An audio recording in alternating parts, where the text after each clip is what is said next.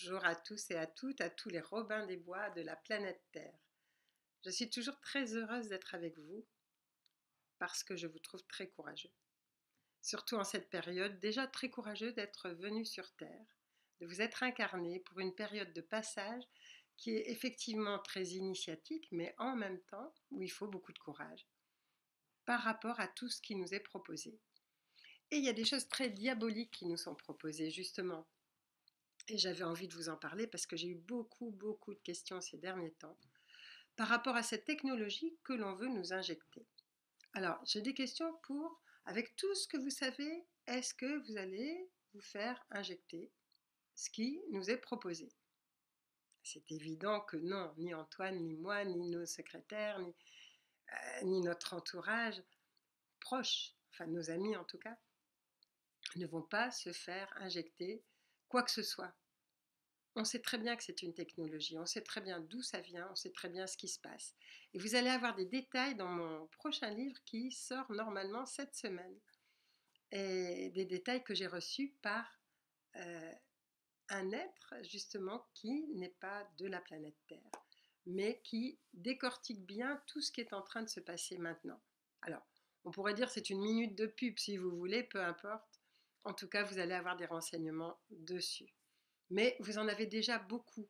Et c'est pour ça que maintenant, je n'ai pas envie d'en rajouter sur notre site, sur nos newsletters, sur tout ce qu'on vous propose, parce que je trouve que nous sommes noyés de renseignements. Alors, on me demande donc, je voulais répondre à cette question, pourquoi est-ce que je me ferais injecter quoi que ce soit? Je veux dire, il faut être logique. Ce qui est important, c'est d'être logique avec soi. Alors d'accord, j'aurais peut-être pas de passeport vaccinal, j'aurais certainement pas de passeport. J'aurais certainement pas des autorisations pour aller dans d'autres pays. Moi, je voyage beaucoup avec Antoine, nous voyageons beaucoup pour notre travail, pour le plaisir. Eh bien, c'est tout. Je veux dire, on est en train de passer à une autre vie, à une autre façon de vivre. On va trouver comment faire autrement. C'est pas, on va pas essayer de biaiser, on a assez biaisé, on va pas essayer de contourner les lois. On va simplement dire non à ce qu'on ne veut pas. Il y a des choses qu'on ne veut pas, et donc à partir de ce moment-là, si on nous interdit d'aller à tel endroit ou à tel autre, eh ben on n'ira pas.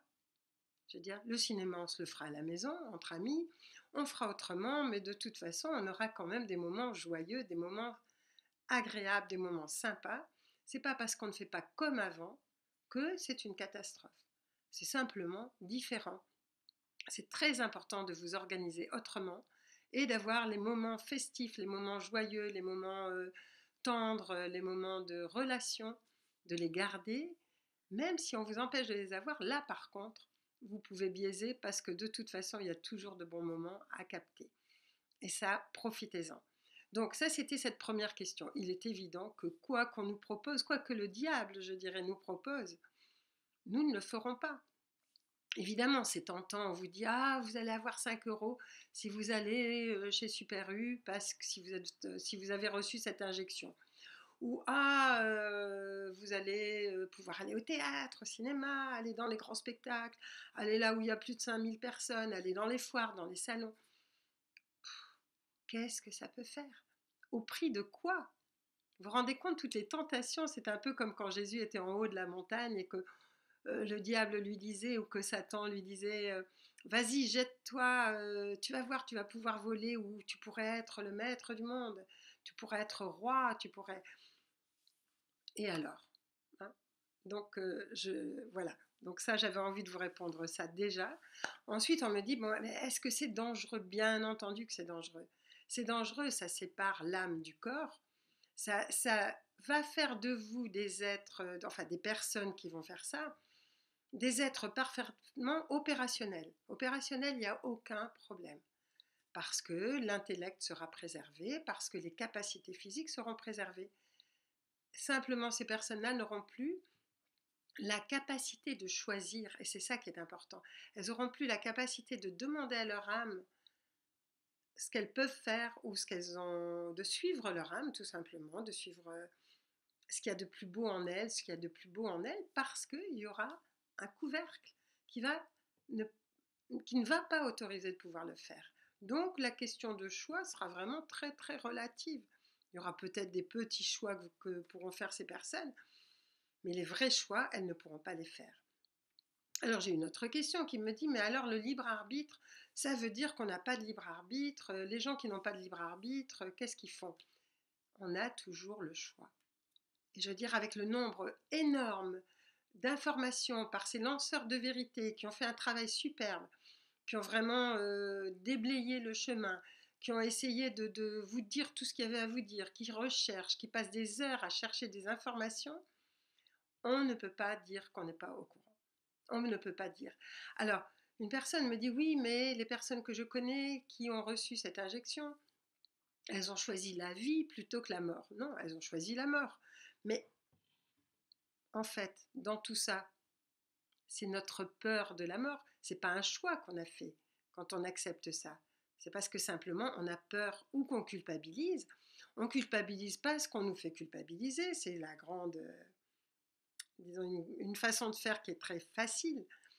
Et on nous fait culpabiliser sur des... Vous allez infecter les autres, vous ne vous rendez pas compte, vous êtes vraiment irresponsable. Qu'est-ce que ça veut dire?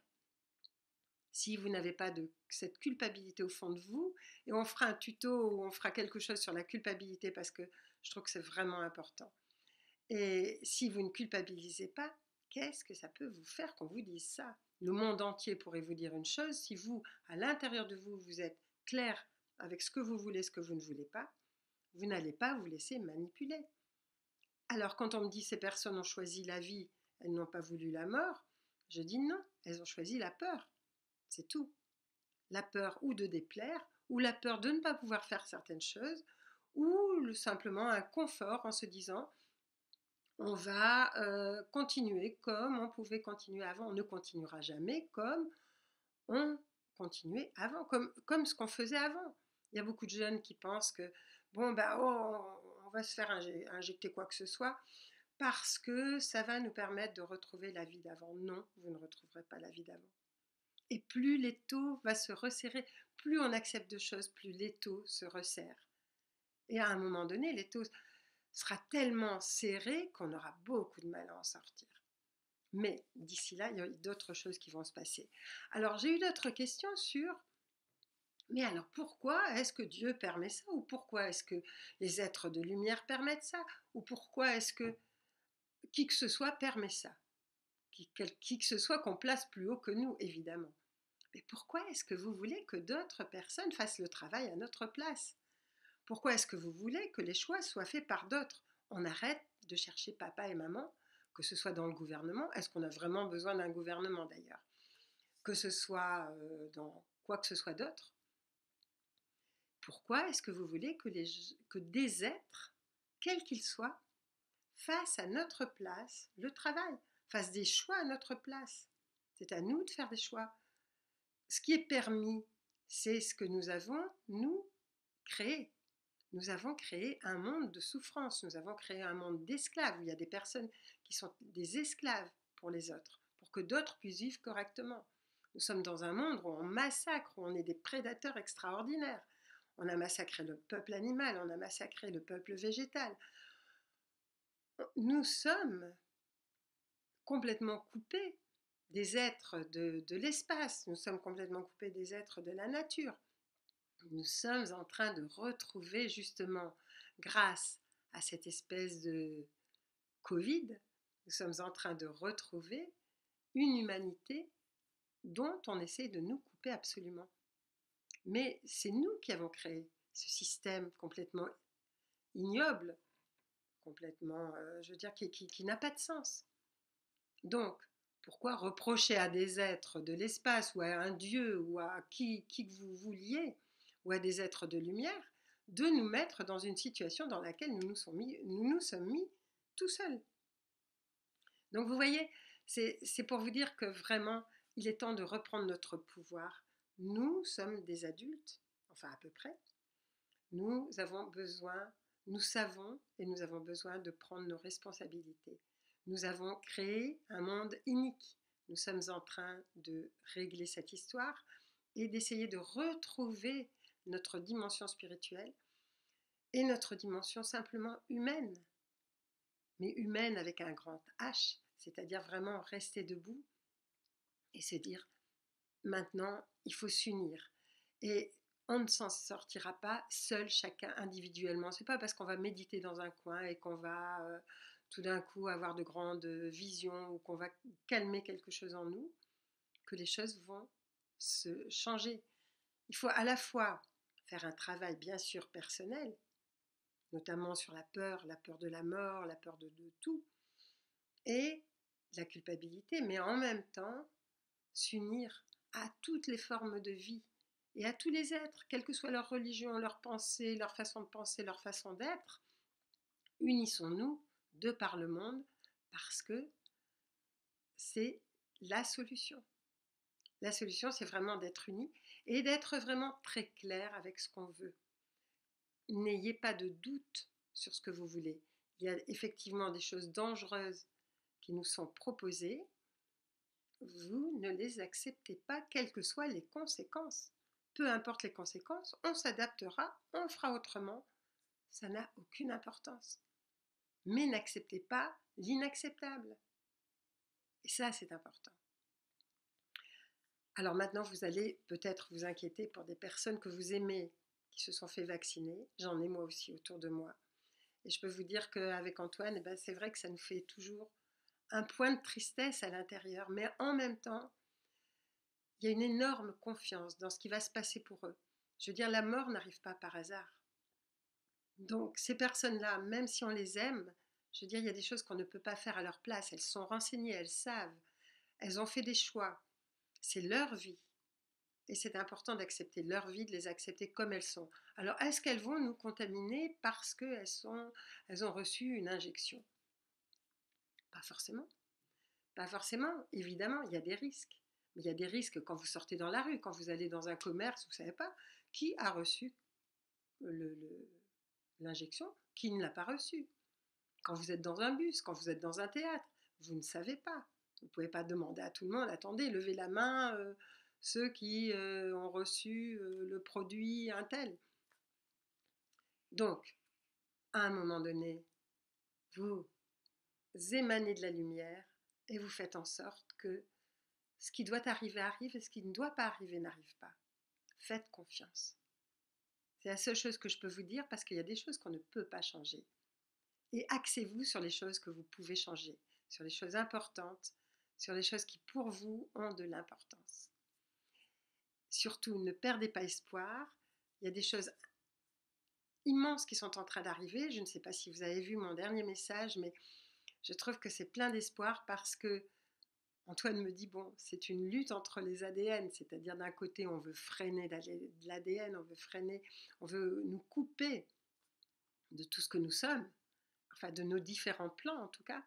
Et puis de l'autre côté, il y a des êtres qui disent, on va vous donner un coup de pouce, on ne fera pas le travail à votre place, mais on va vous donner un coup de pouce et on va faire des modifications de votre ADN. Donc, vous voyez bien qu'il y a des choses qui se passent qui sont extraordinaires en même temps. Pas forcément toujours sur le plan physique, pas forcément visible tout de suite, mais allez voir le message, imprégnez-vous-en, et c'est vraiment un message d'espoir parce que, et vous allez voir qu'au moment du Vésac, du Vésac du mois de mai, la méditation qui va être faite, c'est aussi une méditation qui permet encore de modifier, mais de modifier en positif notre ADN. Donc il faudra vraiment que de par le monde, on puisse se rassembler chacun en petits groupes, peu importe, avec vos amis, avec qui vous êtes ou tout seul. Et puis faites ce qu'il y a à faire et vous allez voir qu'il y a une force à l'intérieur de vous qui va se mettre en place et qui est en train de se mettre en place.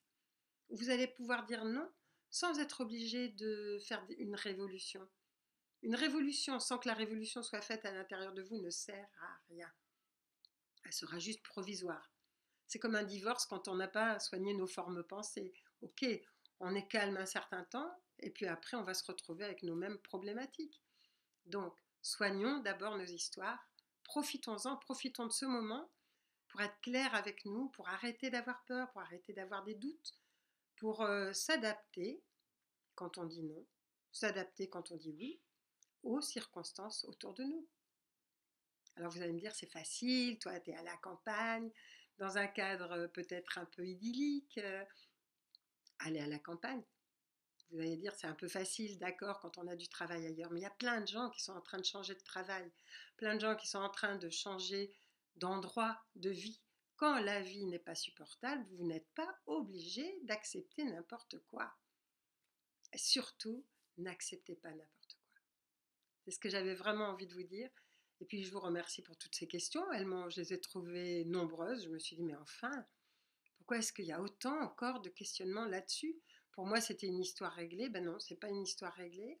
Et en fait, ben merci de les avoir posées. Ça me permet justement de pouvoir vous en parler. Et je vous souhaite le meilleur. Et surtout, surtout, tenez bon. Tenez bon. La résistance passive ou active, vous pouvez très bien descendre dans la rue. Vous pouvez très bien faire partie de tel ou tel mouvement. Ça n'a pas d'importance. Disons que c'est pas la seule chose qui va pouvoir régler l'histoire. C'est vous qui êtes important. C'est votre solidarité entre vous qui est importante, entre nous tous.